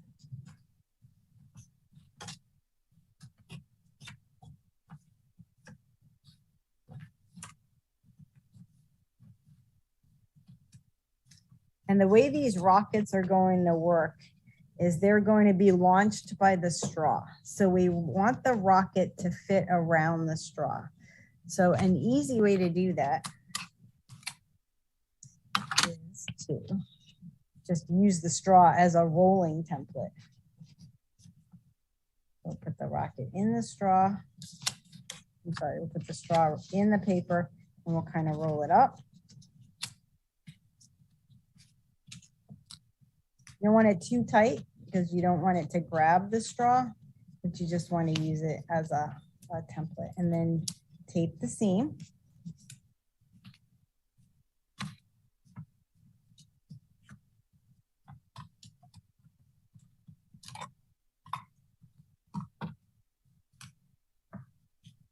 Tape the seam. So I like to tape the two ends first and then kind of fill it in the middle.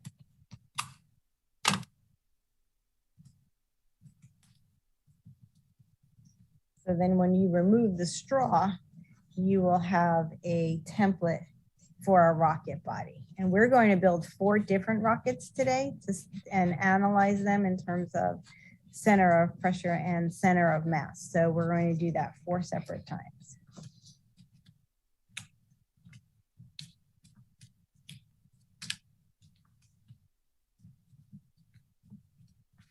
Hopefully you guys are better paper rollers than I am. I actually am not a very good paper roller.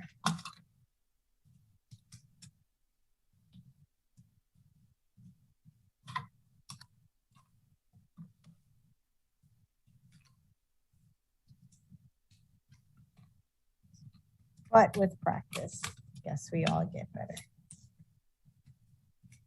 How's everybody doing with their paper rolling? So I'm halfway done.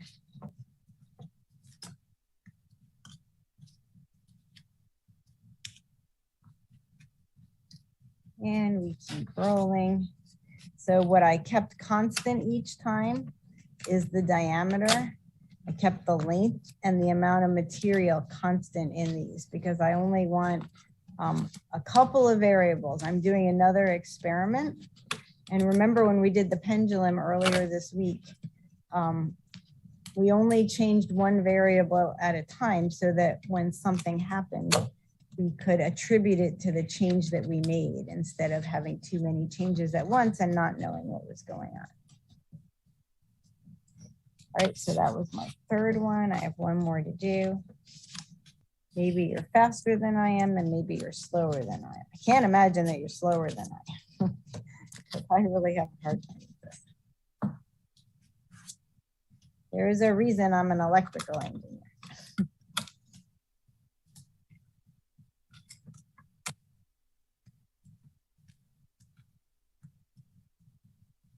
Anybody have any questions about this or have any questions about the building of it or any questions about the engineering design that we're doing?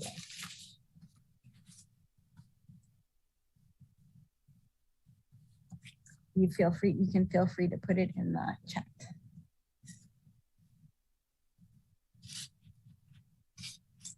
All right, so I have the 4 bodies of my rocket right now. And each of these is going to turn into a different rocket. We're going to design each of these a little bit differently. And what we're going to study and analyze for each of them is where is the center of mass, where is the center of pressure, and how does this thing fly?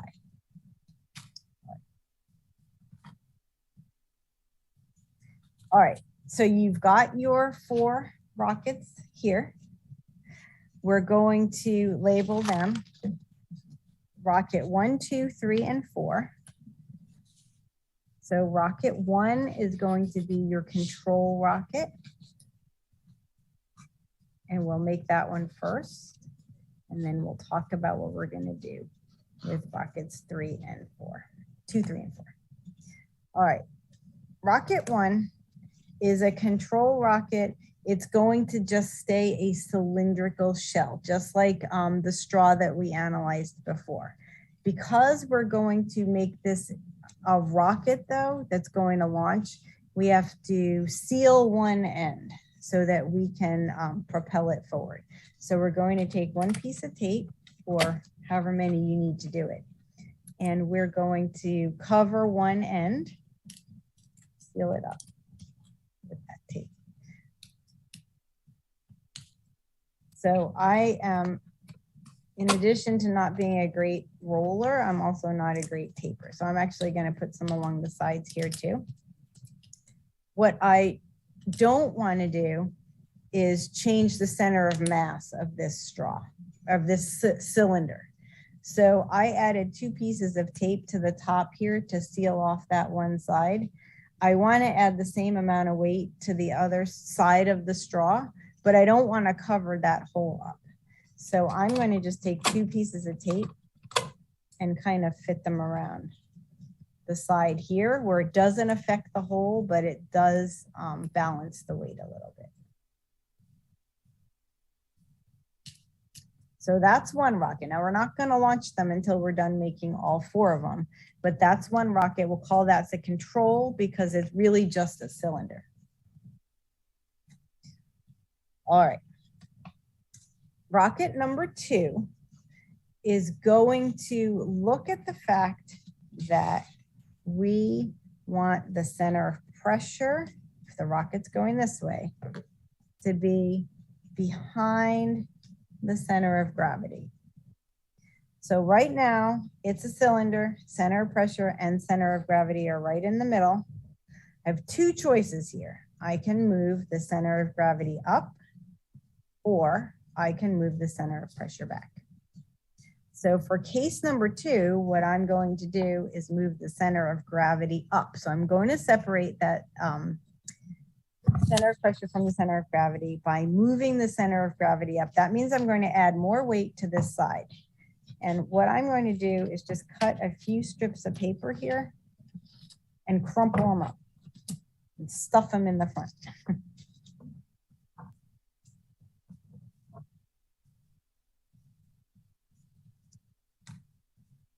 And one strip was not big enough to fit in that diameter. So I'm going to put a few more. So I'm just trying to offset, move that forward a little bit. All right. So I put it in there. And same thing though, I have to seal it up. I have to hold it in place, hold that extra weight in place, plus seal it up. So this time I'm not going to balance the weight of the tape in the back because I actually want more weight in the front.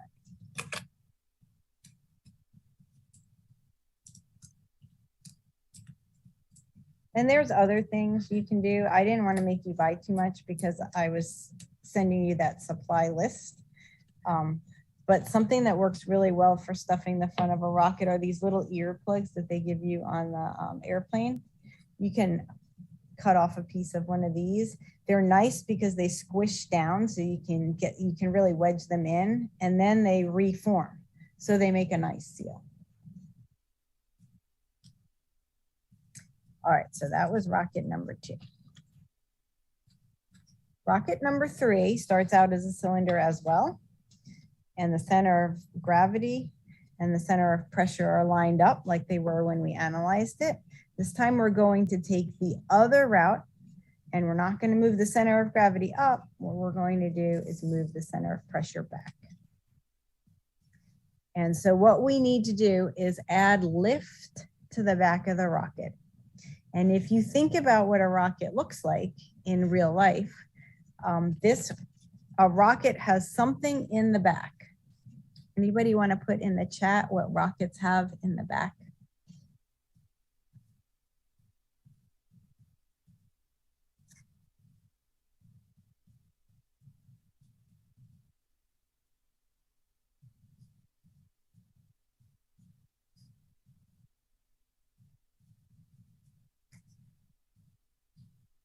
All right, I'm going to tell you. Rockets have fins in the back. So I'm going to add some fins back here. And what fins are doing back there is they're adding lift. So we need about at least 3 fins to add lift to our rocket. 2 is too little. 4 would work also, but we're going to go with 3. And so I had asked you to get a piece of cardstock to bring tonight. And so I'm just going to ask you to chop off 3 corners. Make little triangles. They're right triangles because they're the corner of paper. And these are what we're going to use for our fins. And that will move the center of pressure back by adding the fins. So again, 3 or 4. 4 is easier to space out, but 3 will work just fine. And we're short on time, so we're just going to make 3. Anyway, what you're going to do is cut out those triangles and just tape them to the bottom as evenly as you can. So we're shifting the center of gravity with these fins as well. So that also will move back as we move the center of pressure back.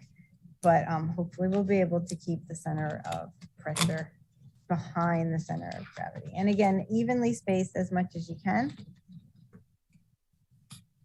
About 1/3 of the way around each time.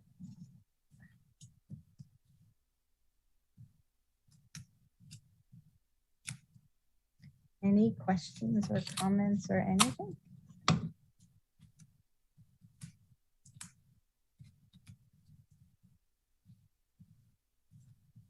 All right. Got 2 of them on, got 1 left.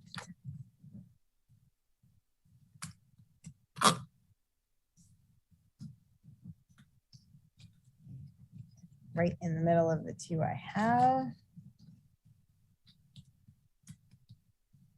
And so you can actually just do this by taping one side of the fin. I think they flop around a little too much, so I'm actually taping both sides. All right, so that's what rocket 3 looks like. It's got fins on the back only. It's got no extra weight up front. It still actually does have a hole up front, so we are going to seal that up as well, because if we're going to launch this, then we need to have this all sealed up.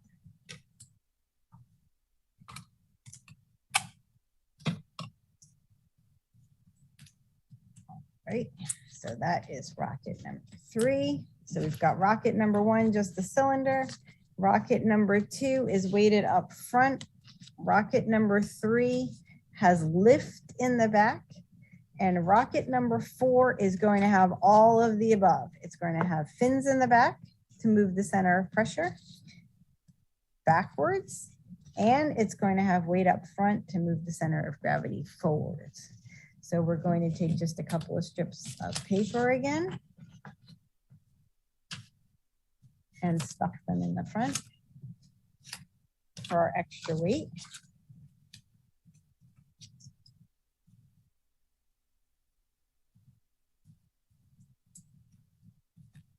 And then we're going to make a few more fins and tape them to the back. And then we get to the fun part. We're going to launch stuff. First, we're going to make a hypothesis about which one works the best. Then we're going to launch it and see. So I put some paper in the front and I'm going to seal that up with tape.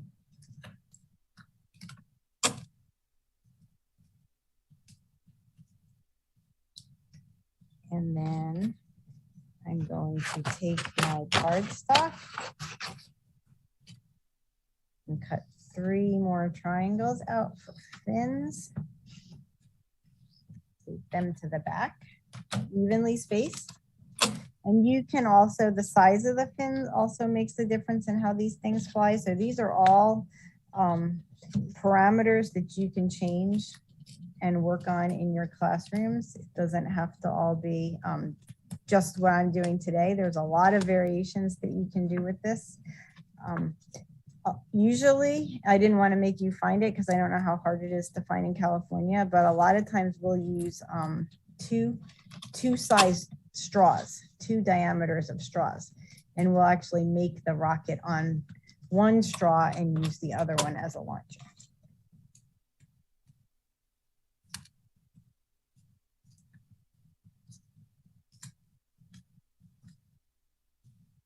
Angle that you launch at also makes a big difference. So you might want to add some geometry into this lesson. You could attach this to a protractor and see how it flies at different angles and whether the design affects how it flies at different angles. Maybe you want the rocket to go straight up instead of straight out, and then you would use a different design than if you want to launch it like a torpedo. So, and it's all just with paper and tape. All right, so that's rocket 4. So again, rocket 1, just the cylinder. Rocket 2, cylinder with extra weight up front. Rocket 3, cylinder with fins on the back. And rocket 4, cylinder with weight up front and fins on the back. Any comments or questions about anything before we do our test?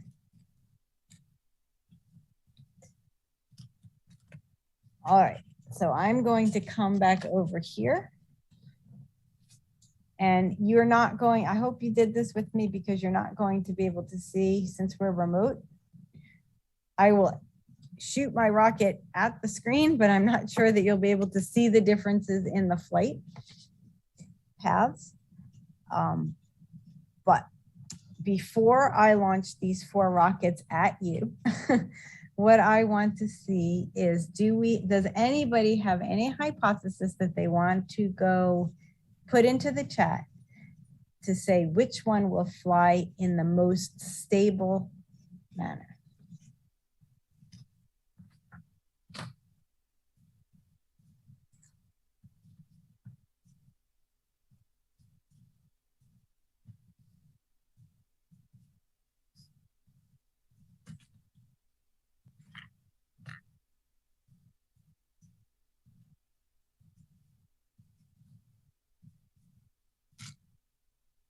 Or the least stable manner? The one with the weight in the front. Okay. All right. So here we go. And again, I'm going to try to shoot it at you. So hopefully you can see what's going on, or maybe I'll shoot it sideways. All right. This is rocket number 1. See if you can see it. So I put the straw in rocket number 1 and I'm going to launch it this way. And when I did it, it tumbled. So it tumbled off screen for you, but what it did is it kind of rolled a little bit. So that was the plain cylinder. This is the one with the weight up front. This is rocket number 2. I'm also going to put it on the straw. This is the one with the crumpled up paper at the front. And when I launch it,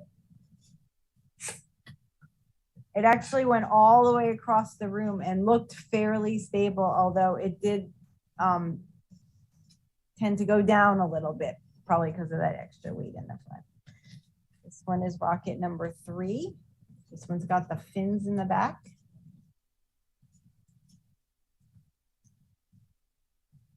So hold on, okay. Rocket number 3.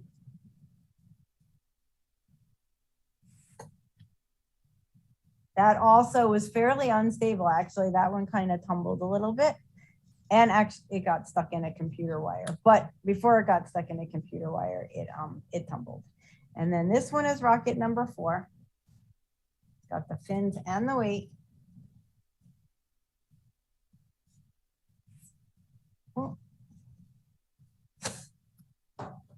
And that one went straight. So that one was a stable one for me. Did not go, however, as far as the one without the fins. So I would say for mine, that rocket number 1, the cylinder, and rocket number 3, the one with only the fins, they flew the least stable. Actually, the cylinder itself flew the least stable. The ones that were weighted in the front flew most stably for you. So the hypothesis in the chat about that was right.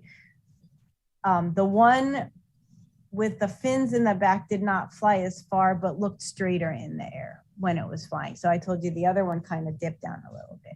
So did anybody get different results than that?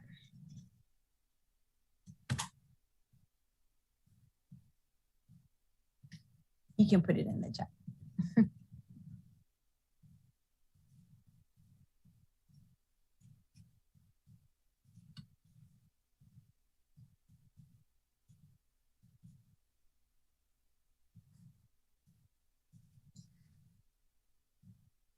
All right, so we are going to analyze these rockets. So actually I have another set of all of them right here.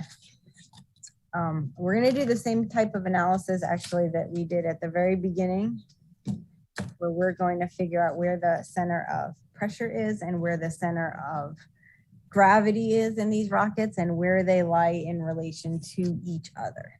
So rocket number 1 which was the plain cylinder right here.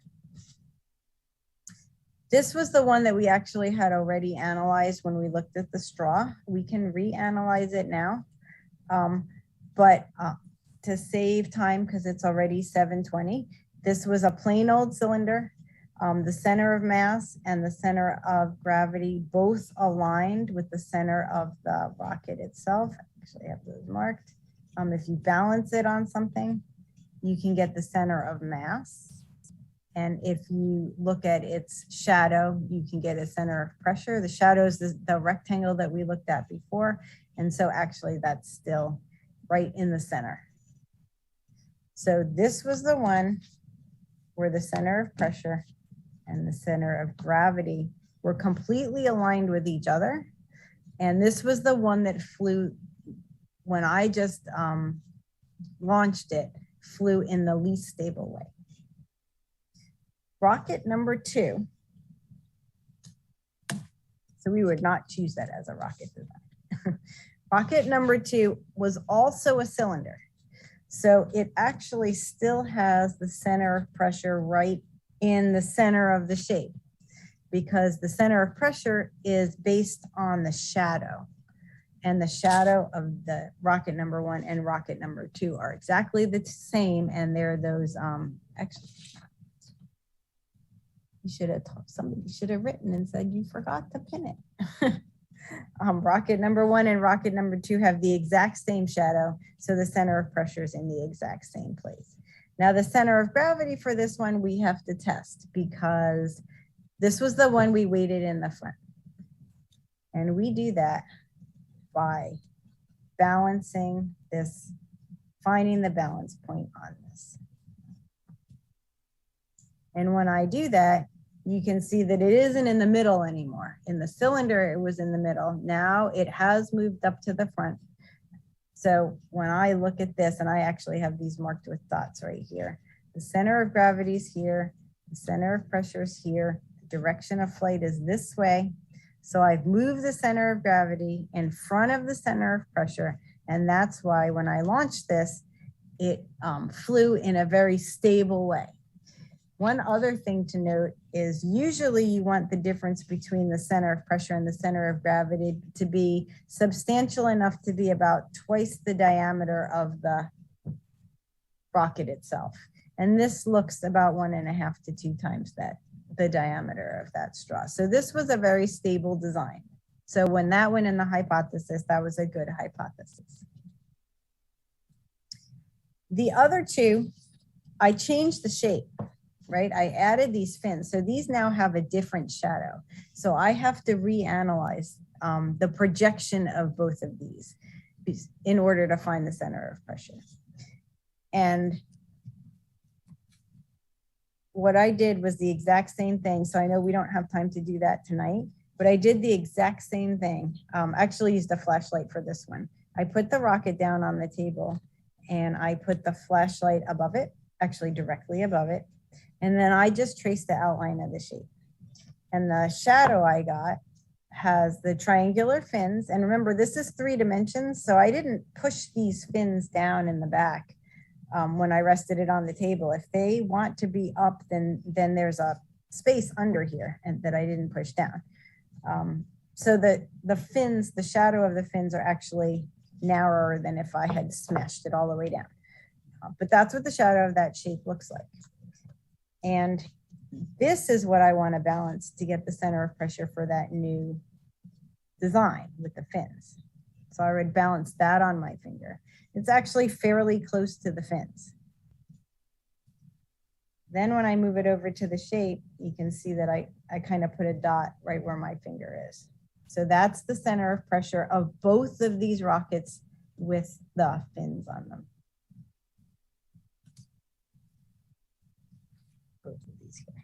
Now this is rocket number 3. This is the one without weight in the front. So I know the center of pressure is at that black dot.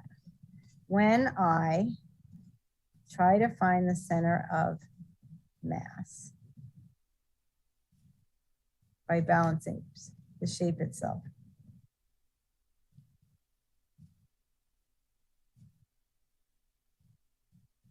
It's actually fairly close to the center of pressure. It's a little bit offset, which is why it flew a little bit better than the cylinder itself, but they're still really close together. It's nowhere near the 1.5 to 2 diameters that I want.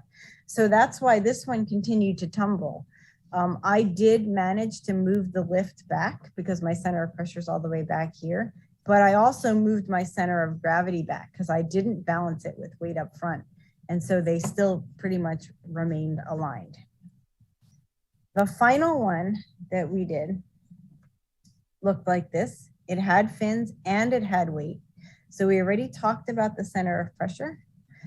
When I do the center of mass, or when I find the center of mass for that one, and I find the balance point, I see that it's not near the center of pressure, that it's fairly far removed. In fact, it's about twice the diameter of the straw removed again. And so that's why this one flew in a stable way. It didn't quite fly as far, we said, as the one with just the weight. And that's because it weighs more, right? It has more gravitational force on it. And it's got more drag because where there's lift, there's drag. But in terms of stability, this was the one that flew in the most stable way. So there's a lot, like I said, a lot of other aspects of rocket design and rocket flight that you can study with this. But you have a basic idea of what goes into stable flight now, and you can continue to improve your design. You can try more fins, you can try the launch angle, you can try different sized fins, you can try different sized rockets. So we used half a sheet of paper. What happens if you use a whole sheet of paper?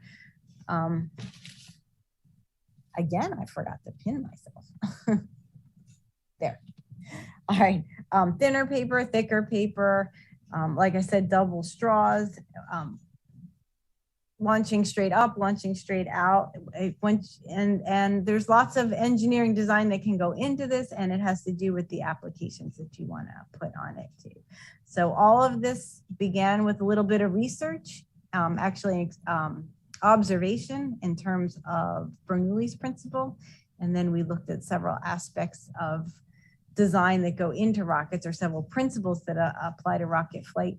And then we turned it into an engineering design project.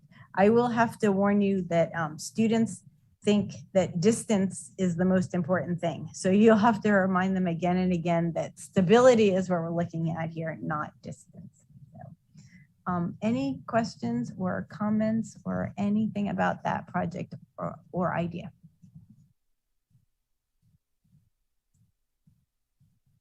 And feel free to put it in the chat.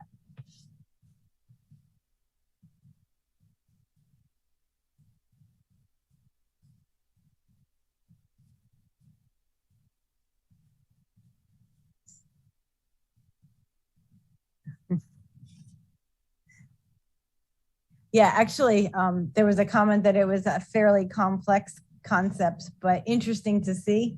So yeah, this is really college level, especially when you get into center of pressure. And it's a really hard concept for even the college students to grasp. So to make it real by touching it, it just makes it more real for them. There's other ways to look at all of these things, but these are the ways that I have found are just the most concrete. They're used to projections. They see it in math class. And so a 2D projection is a nice application of math topics too. So anyway, I hope you did find something of use, or something that you can bring back to your classroom, something that will be of use to you as you head back to your classrooms next week. And I have enjoyed being with you this week every day. And I hope, like I said, that this was of value to you and that you got something out of it. So thank you for inviting me, and have a great school year.